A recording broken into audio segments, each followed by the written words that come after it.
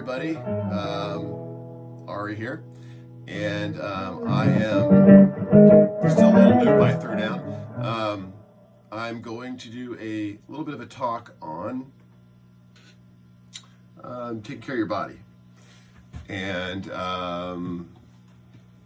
this is going to be a talking lesson, not as much of a playing lesson, but it's about tendonitis.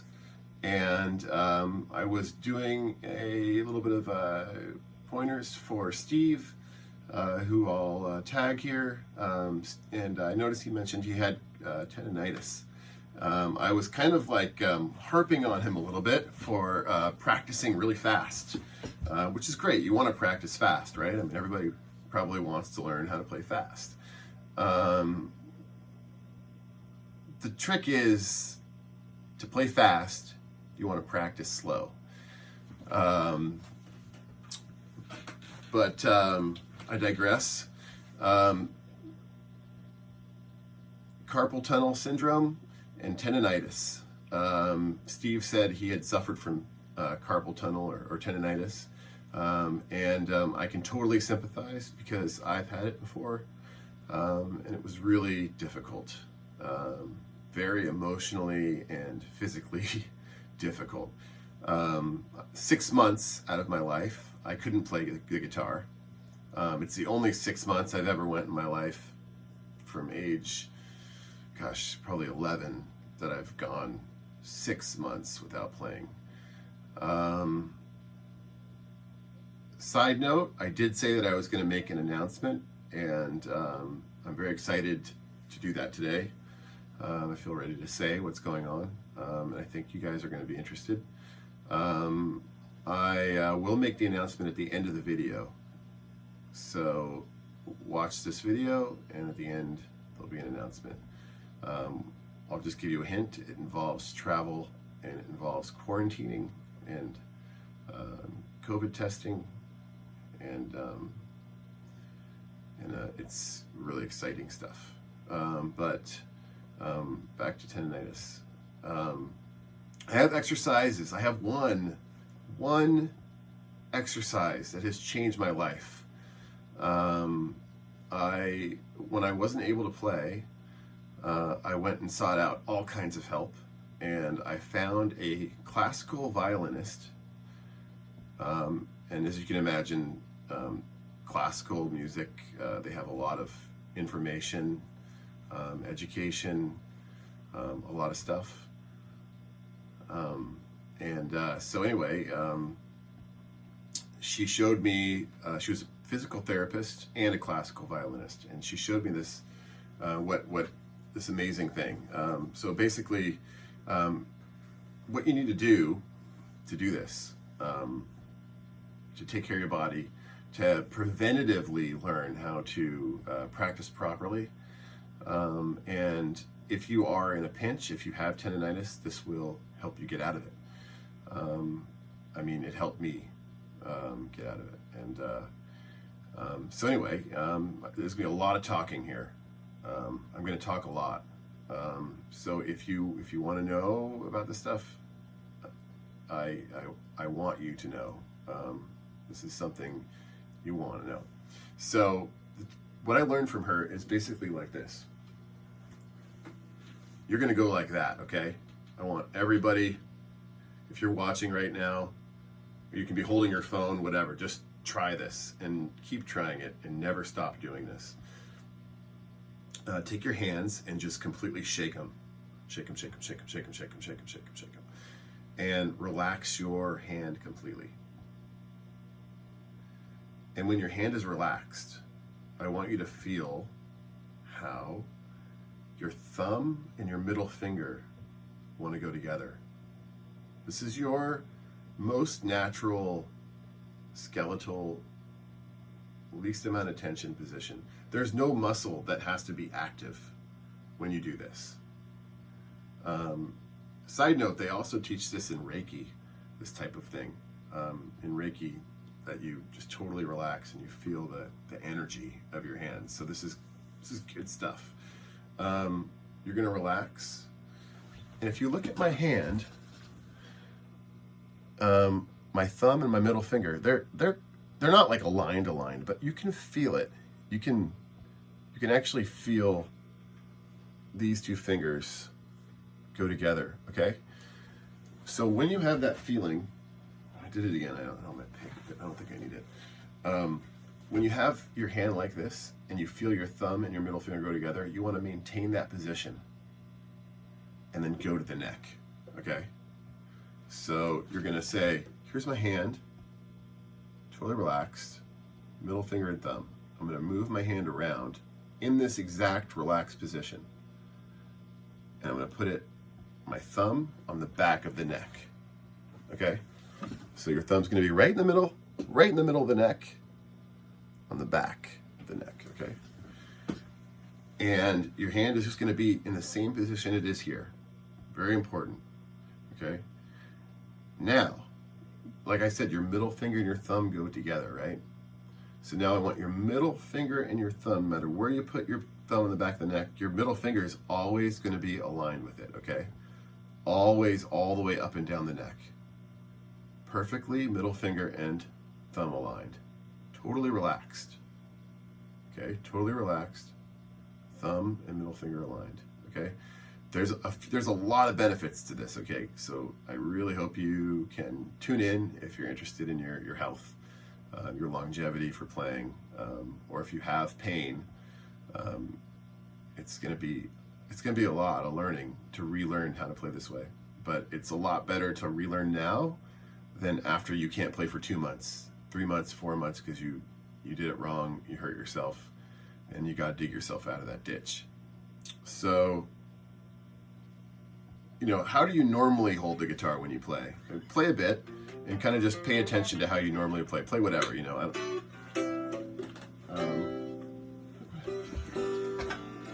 Oh, I see I did it. I took the...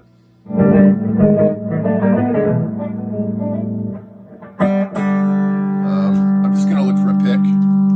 Yeah, I've always got like 3 in my pocket.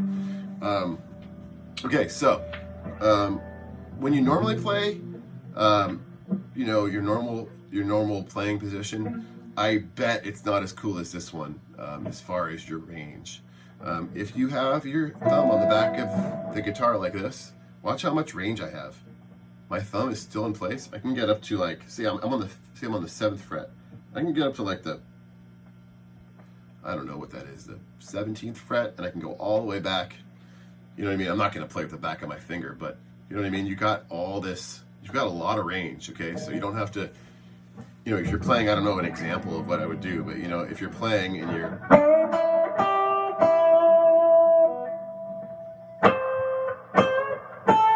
I can still with my thumb in the same position, even if I'm here. So the next thing is when you play fast, when you play with a lot of tension in your hand, obviously it's not good for you. To undo it, you have to really like do this exercise where you're gonna relax your hand. You're gonna go over here. Let's just use a major scale. I'll go C major scale for now, okay? So I'm gonna go C major.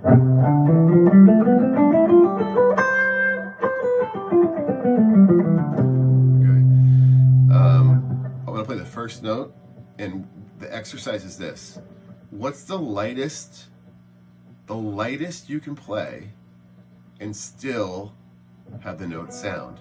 When you normally play, unless you're like have been taking lessons, have great technique, I guarantee you you're pushing too hard, because it's amazing when you learn this technique just how light you only need to push. Everybody, I almost promise, a lot of people are pushing too hard. So you're gonna play the first note, the C scale. Sorry, there's a lot of talking, I apologize. But it's the only way I can get this, you know, to you the most honest way.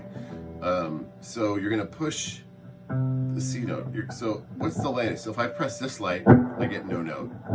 Okay, I'm gonna go a little bit more, no note, a little bit more. There it is. So the note's sounded. If I went a little bit less, it's nothing. So every note of the scale, step 1, play the whole scale as light as you can. And even when you play the note, like release your finger, and you might want to play with like getting that it's buzzing out sound. Right there, you hear that? I'm releasing and it's making that noise. So right where that is. It's also good to practice long tones. People don't talk about this with guitar. There's so many things that horn players and piano players and all kinds of, strings, violin players, they talk about these really basic things that guitar just no one talks about. So long tones, play a long note as you can, as soft as you can. It's not going to be fun, but it can save your ass, okay? And anyway, if you like playing this kind of music, you want to be able to get that sustain. So practice your sustain. How do you practice your sustain? Just play one note and hold it.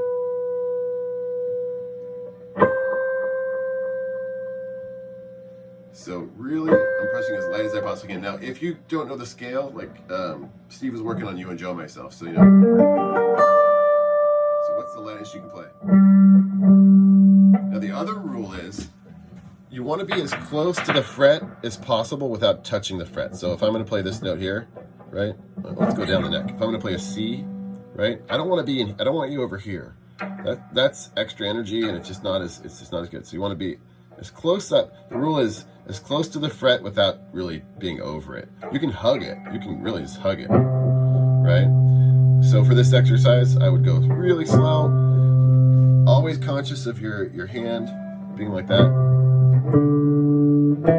You can even do a thing where you like play a note, and then if it's not close to the fret, scoot it up. Not close to the fret, scoot it up. And it's hard for me to remember what it was like to be a beginner, but it might just be really hard for you to do this. So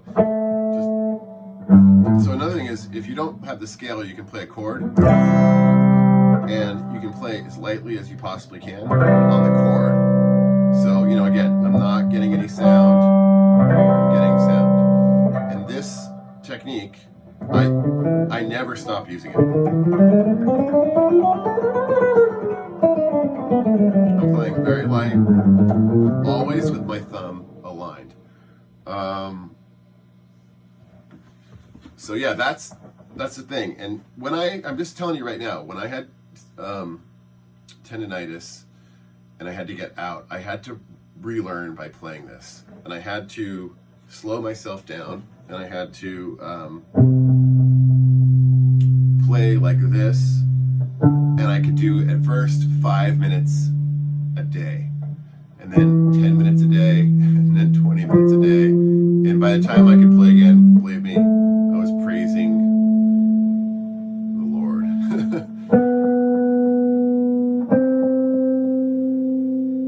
So that's the lesson. That's the lesson right there. It's all right here. Relax your hand. I can't say it enough. You take it to the guitar. You play slow. You play close to the fret. Very patient. Now, I'll also say this about practicing slow. It's really hard to do it, but when you practice fast, when things are going by fast, you have a smaller margin of error. So it's easy to make an error and move on and have it not be noticed when you're playing fast. So I think people like to rush things. When you get it, you want to rush it, you want to play it fast. But it's actually the opposite. You want to play it slow, where it's painful, the way it sounds and everything. Play it slow, and your margin of error is bigger. So you have to be more perfect. See what I'm saying? So to practice fast, you practice slow. Now, as far as exercises, what you can do, me giving you an exercise for this, you all have exercises. You all have stuff you can play. You just apply this to everything. If you're worried that you might get tendonitis, if you feel like something's coming on, maybe you're invincible still, maybe you're like 20 years old and it doesn't matter, fine. That's fine. So yeah, again, I'm not going to play a lot in this lesson. I just want you to remember this. Like, relax your hand, thumb and middle finger, always aligned, no matter what. Like really, unless you have to break the rule, all the way up and down. Play as soft as you possibly can. Can't say it enough. Now, the news. I don't know if anyone's watching still. You know, I don't know. If you're watching and you hear this news, I'm going to go to sleep. Well, it's 3 o'clock right now. I'm going to go to sleep around 5. I'm going to wake up and I'm probably going to post the news. So please don't type it. Please, if it's okay. So I'm happy to answer questions about this later, but yeah, I have been invited to go to Vermont. I'm leaving in probably a couple days. I'm leaving in a couple days. I'm going to quarantine for a week, and I'm recording with Ray Pekowski and Russ Lawton from Train Anastasio Band. It just was a random thing that happened. Of course, it's something you can't say no. Totally random circumstances just collided, and it's just been one of those years. I feel like this whole election swinging thing is just changing, I think, so many things on so many levels. You guys probably don't know me that well. I'll just say that I have practiced between 10 and 50,000 hours probably. I'll just say I grew up with I saw the Grateful Dead when I was very young. I grew up in Seattle. I saw Nirvana and Pearl Jam and a lot of people, and it was just a really great time to be getting into music. I got in the jazz band at my high school and started learning jazz, and when I saw Grateful Dead and Fish, it was like the perfect combination, because I'd already really loved Jimi Hendrix and blues,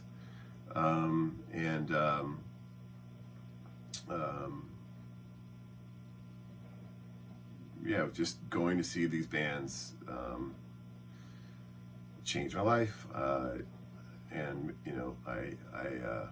I knew I wanted to do music forever. After high school, went to school with Josh. I don't think we really knew each other super well, but we saw each other in the hallways and probably had classes together and stuff. But it was an amazing time to be at school. I don't think you guys realize the education that we had was very special. We were at the new school. Some of our classmates now are the most amazing jazz musicians. Robert Glasper, if you know him, was in our class. I've actually got a recording that's going to come out soon with him, but it doesn't matter.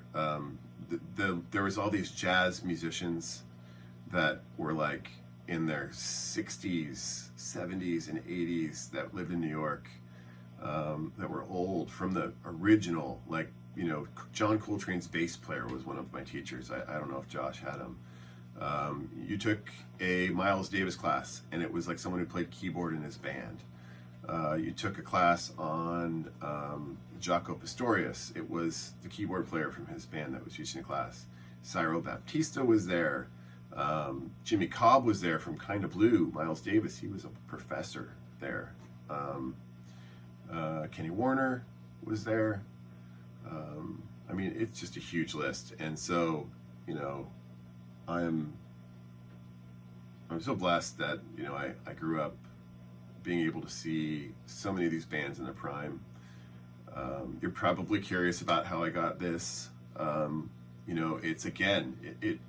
This stuff is these amazing things happen. This trip to Vermont is going to happen. I'm going to go. I'm going to record with those guys. We're going to.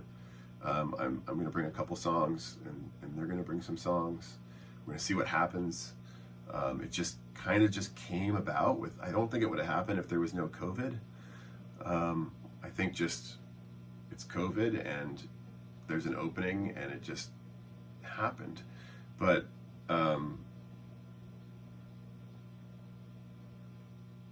yeah, anyway, I'm kind of talking a lot, so I'm probably going to go practice now.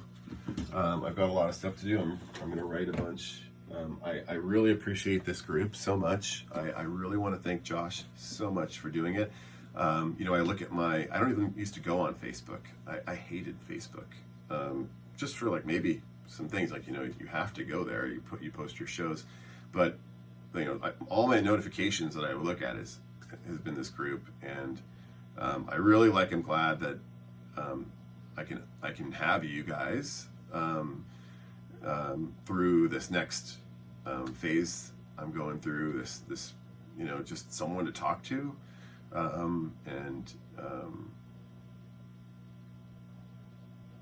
it's just a really special community. So I just want to thank everyone, and I hope that the advice I gave you there, I hope that's one of those advices that you just never forget. I hope it works for you. You try it and you start playing with that way, with your thumb and your, you know, middle finger aligned. If anybody gets like carpal tunnel or, you know, or anything, I would be totally happy to talk to them. I'm gonna log out. That was a lot of talking. You guys are awesome. Thank you. Bye.